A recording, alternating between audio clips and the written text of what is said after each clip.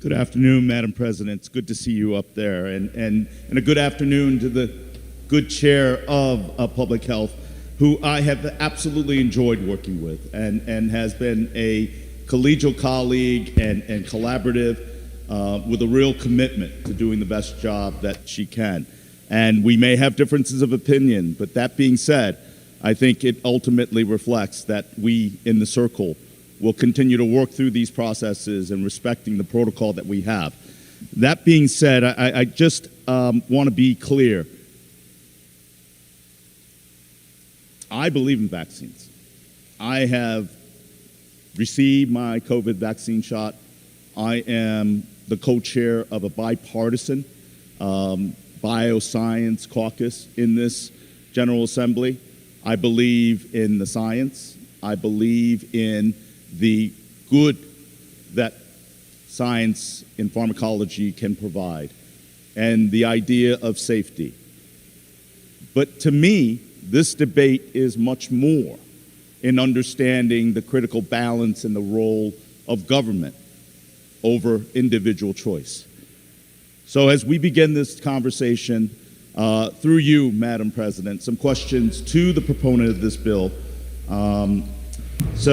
Please proceed. Thank you. So let me be clear, as this bill is passed, it would remove students and families from going to school. Will there be exclusions, and what would be the effect of the House amended grandfather provision due to this bill? Through you, Madam President. Thank you, Senator Hwang. Senator Abrams. This bill allows the grandfathering of students in kindergarten through higher ed, and therefore there will not be students who are taken out of school. Thank you, Senator Hwang. Through you, Madam President, and I would ask, there will be an array of questions to the good Madam Chair. But for those that do not qualify under the grandfathering, maybe in some cases specific families, would those individuals be kicked out of school? Through you, Madam President. Senator Abrams. I don't understand the question. Sure, please. Madam President. If those that are not in compliance with this legislation has passed, even with the grandfather provision, who chooses not to take any of the vaccine shots prescribed, would those students be kicked out of school? Through you, Madam President. Senator Abrams. Students who do not comply with the vaccination requirement, the immunization requirements, would not be allowed to enroll in school. Senator Hwang. Thank you. And does that include non-compliant? Because obviously this bill addresses religious exemptions, but another data point of individuals that are not vaccinated are non-compliant individuals. Would those non-compliant individuals be kicked out of school as well? Through you, Madam President. Senator Abrams. Through you, Madam President. Currently, non-compliant students are worked with through the school system. They are allowed to get on a vaccination schedule. Often those students have, or their families have failed to put in the appropriate paperwork. Can often be the case, and they are immunized. So that would continue the way it has continued. Thank you, Senator Hwang. Thank you. As I'm trying to process this, we have an amendment that allows from kindergarten to 12th grade exemptions. We have a non-compliant component in which we are affording them the opportunity to get more education, to follow through the data collection process, but they will remain in school. And one of the compelling reasons that we have heard over and over again is the incredible sense of a medical emergency. And what we have here is loopholes already in this current legislation that undermines the very intent and powerful effect of what is being articulated. We are creating a distinct separation, and in some cases, according to some families' feedback, a segregation within their own family. So again, the underlying medical urgency, which allows us, which this bill is pleading for, has loopholes of grandfather, a group of students from K to 12, a group of non-compliant students that is going to be going through an education process. But they will be amongst the school population. So you are indeed punishing individuals who purport a religious exemption and saying that we deem that to not be sufficient. And if you claim that, we will kick you out of school. So there's an inconsistency through you, Madam President. I would love for the Madam Chair to share and educate me on of which one is it? Are we looking at an urgent medical emergency in addressing a school environment in which people are vaccinated? Or are we picking and choosing and saying that only those that claim religious exemptions are no longer protected? Through you, Madam President. Senator Abrams. Thank you, Madam President. All students would be treated the same under this bill. If they are willing to become vaccinated, they have the opportunity to go into compliance by getting on a vaccination schedule. So there is no distinguishing between those groups. Thank you. Thank you, Senator. Senator Hwang. Thank you, Madam President. I want to thank the good chair for her answer. But it didn't answer the question. Are we making a determination as a legislative body of what is appropriately religious? Are we looking at standardized religion? Are we discounting the personal and passionate behavior of individuals based upon principles and values that define their perspective and decision making? So if they claim a religious exemption based upon the passionate and deeply held conviction, are we saying that because of that, we won't allow it to stand? We're going to say, because you're claiming a religious exemption, even if you're not grandfathered in, even if you're not compliant, we're going to kick you out of school. Would that be correct through you, Madam President? Senator Abrams. No, Madam President. Thank you. Senator Hwang.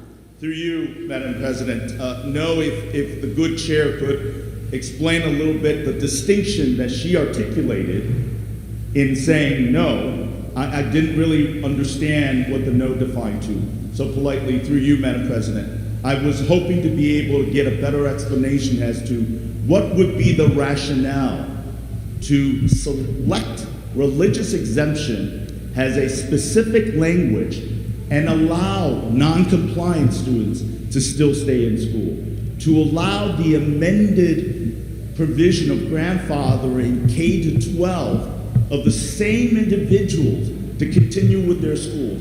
But we are saying anybody that claims a religious exemption will no longer be able to go to school. And I'd like to get a better explanation from a standpoint. No, just confuses me. Through you, Madam President. Senator Abrams. Thank you, Madam President. Through you.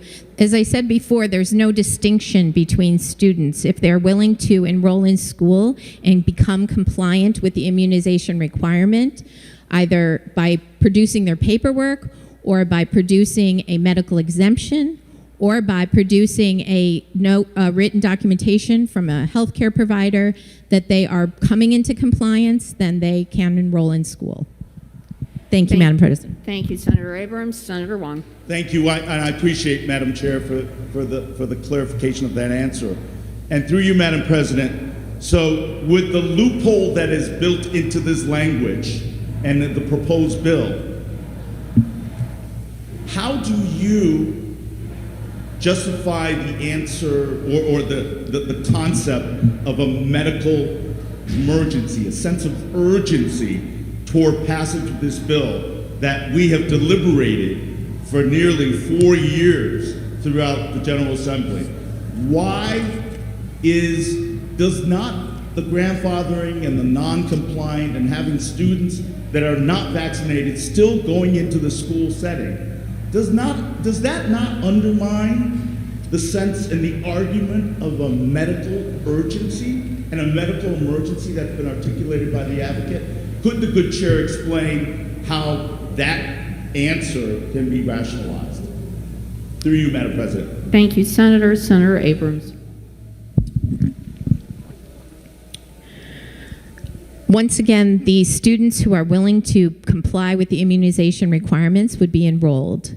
So that is how we can address this emergency that we see, the vulnerabilities in our communities that I spoke of in my opening remarks.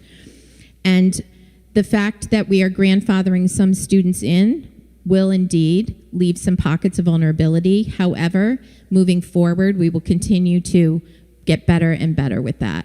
Also, other states who have done similar legislation have found that there was an increase in the immunization rate after doing so, and I would hope the same would happen in our state. Thank you, Madam President. Thank you, Senator Abrams. Senator Hwang. Thank you, Madam President. And I am all for increased immunization.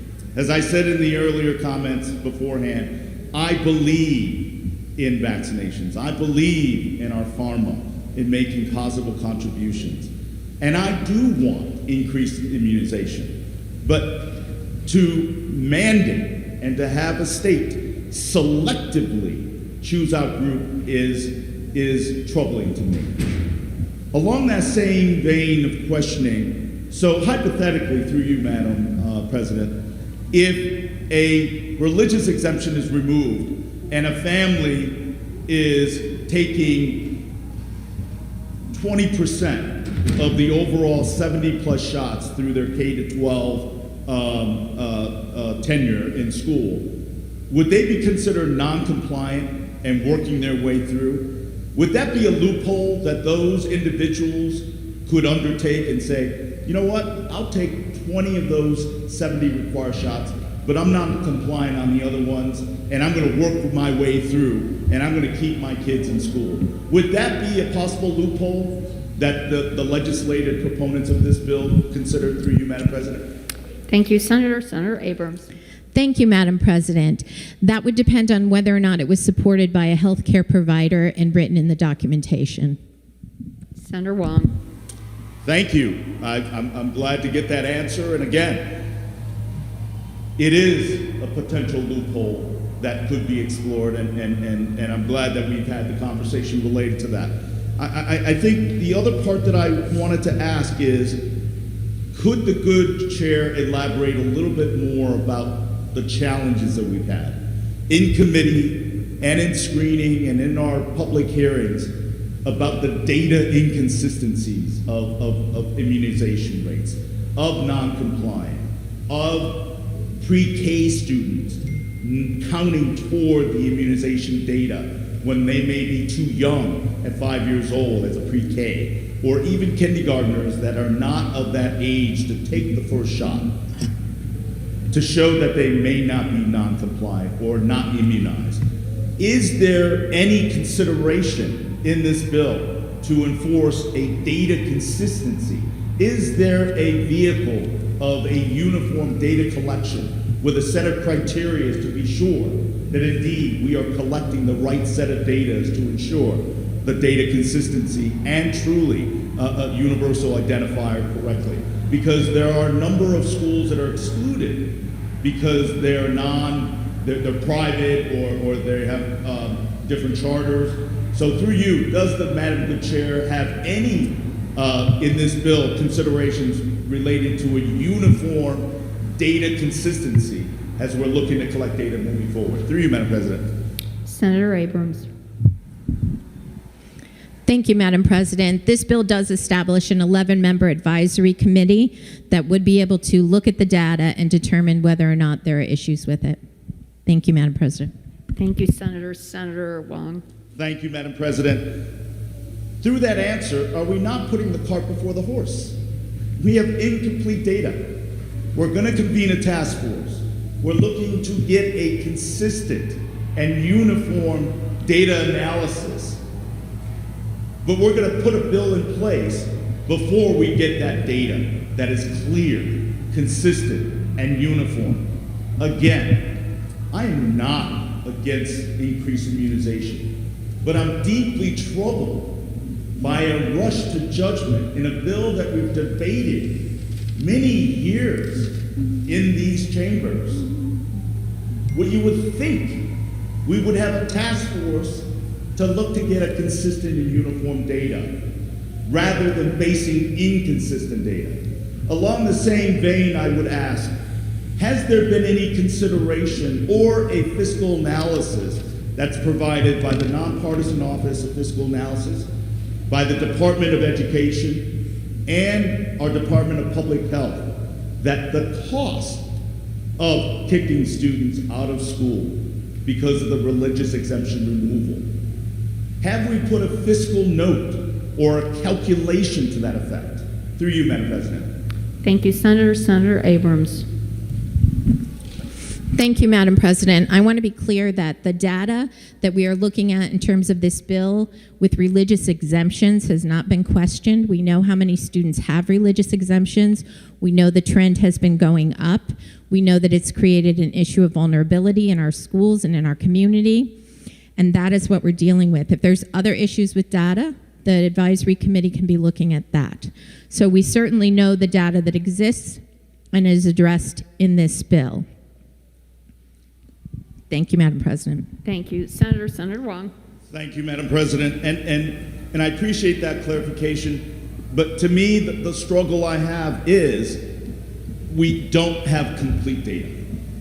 And we've had nearly 3 to 4 years to be able to comprehensively develop one so that we can be clear, unequivocally clear, as we impose such a compelling legislation and impacting many people's lives. We have inconsistent data. For the ones that the good chair mentioned in regards to exemptions and non-compliant, I appreciate that. And I really want to point out that she says that this bill is looking to address putting students in jeopardy. But let me remind people that our earlier conversation afforded non-compliant students. It affords grandfather students to engage that are not vaccinated in the same population. Where is that argument in regards to jeopardizing? Seems to me the only category that is being implemented or targeted in this specific legislation is religious exemptions. So again, when I hear the word jeopardizing and the same vein of the amended rule of grandfather, the allowance of non-compliant to be able to move and comply into the process, it seems inconsistent. But I will move on through you, Madam Chair.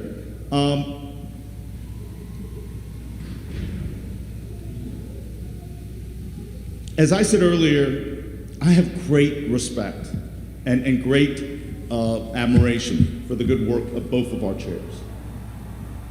And as a new ranking member, I was excited to come into public health to learn about the important role. And I will share with you, this committee of public health has an incredible role. And the talent that we have is tremendous. And so for me, I have thoroughly enjoyed this interaction. But what totally surprised me was the process as it relates to this bill specifically. When we're talking about the vaccination process and the religious exemption, it seems to have taken a detour from an understanding and a respect for transparent and accountable government processes. And so through you, I would have, what was the rationale through you, Madam President, for limiting debate in the public health public hearing on this specific bill and denying over 1,800 participants a chance to voice their opinions? Through you, Madam President. Thank you, Senator. Senator Abrams.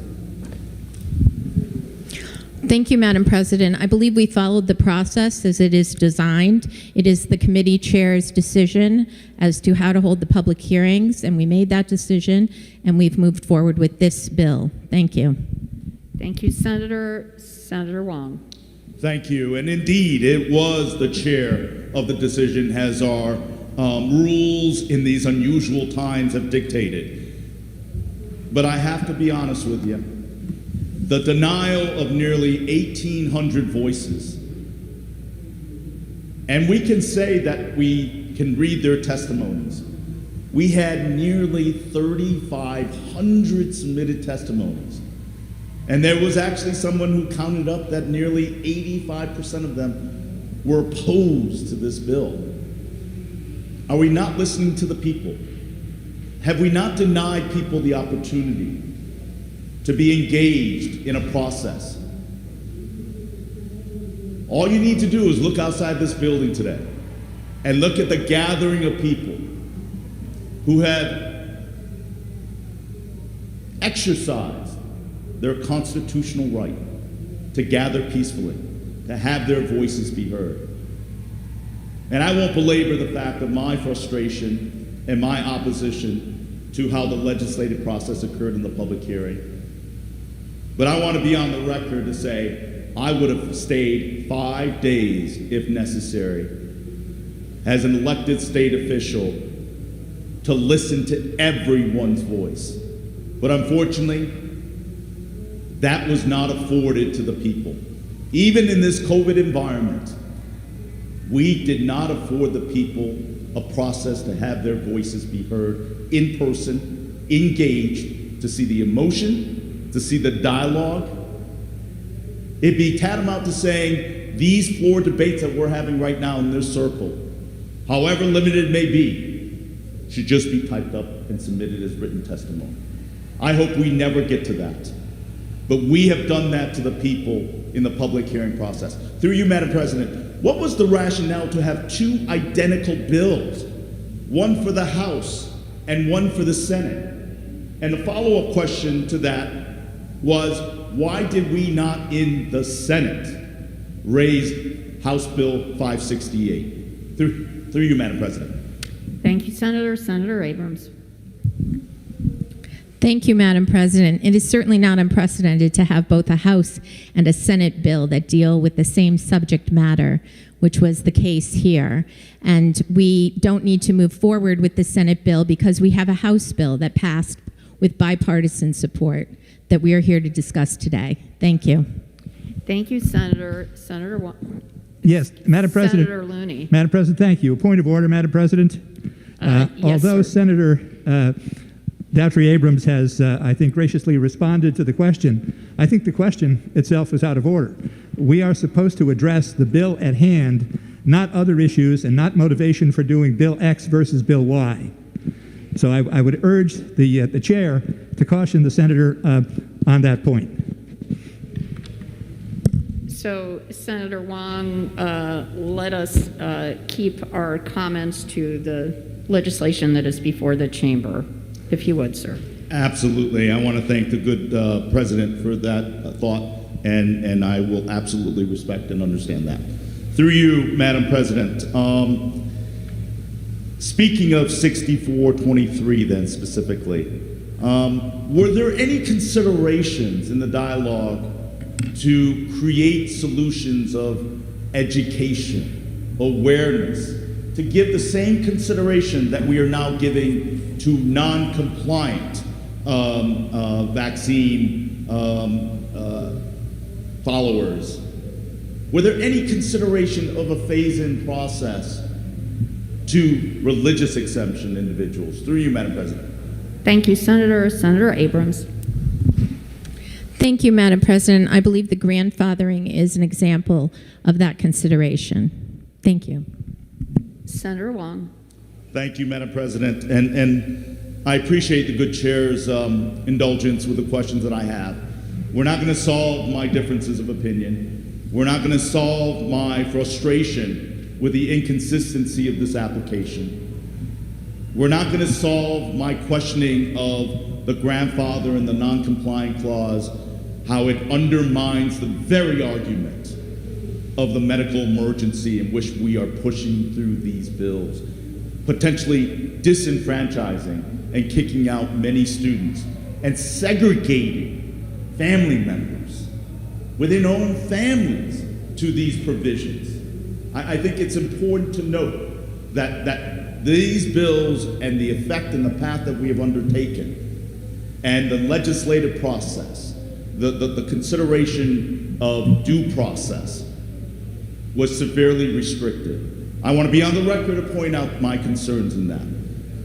The third part, through you, Madam President, through you, does the state of Connecticut's Constitution have a constitutional requirement to provide free education to every child in the state of Connecticut? Through you, Madam President. Senator Abrams.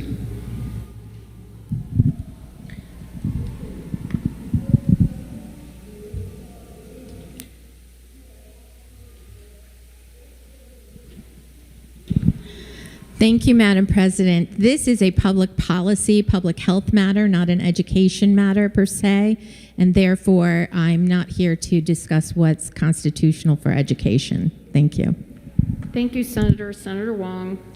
Thank you, Madam President. I just want to be on the record in my disagreement with that I do believe it is germane to this bill, and that it is a consideration that we as a legislative body should consider. However, I will move on. So I've raised the points, and I'll repeat. One, the inconsistency in the application of the medical urgency of this bill that is undermined by the grandfather provision, that is undermined by the non-compliant provision. The second component is my protestation of how this legislative process proceeded in the denial of people's voices. And third, my hope for a more collaborative solution and being able to meet the common goal of increasing immunization through education and awareness and buy-in, as we're trying to do with non-compliance. So I will close by kind of repeating again. I believe in science. I believe in vaccines. And as the co-chair of the Bioscience Caucus, I believe in the benefits and the important role of biosciences in our public health considerations. But I want to be clear on that. And my children, 26 and 22, have taken all the required shots because we believe in it. But here's the key point. I, as their parent, believed in it. I, as their parent, made that decision because I believe it to be. What we're doing in this legislation and by legislative mandate is the fact that the state knows better than a parent's ability to parent and make decisions for their children. I think it's truly important to understand this is ultimately a choice between state-mandated policies versus personal body choice. I am an individual that strongly believes in a woman's right to choose.